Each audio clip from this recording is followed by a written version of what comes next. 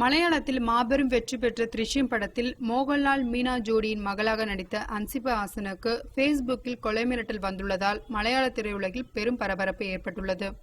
த்ரிஷ்யம் படத்தில் மோகன்லால் மீனா தம்பதியரின் மூத்த மகளாக நடித்த அன்சிபா ஹாசன் அந்த படத்தின் மாபெரும் வெற்றிக்கு பின்னர் மலையாளத்தில் கதாநாயகியாக நடிக்க வாய்ப்புகள் குவிந்த வண்ணம் இருக்கிறது. மேலும் அவர் தனது ஃபேஸ்புக்கில் பதிவு செய்த கவர்ச்சியான புகைப்படங்களை பார்த்து ஒரு சில தயாரிப்பாளர்கள் அவரை தங்கள் படத்திற்கு ஒப்பந்தம் செய்ய முன் வருகிறார்கள். இதனால் மேலும் ஒரு சில கவர்ச்சி புகைப்படங்களை அவர் கடந்த சில நாட்களுக்கு முன் பதிவு செய்திருந்தார்.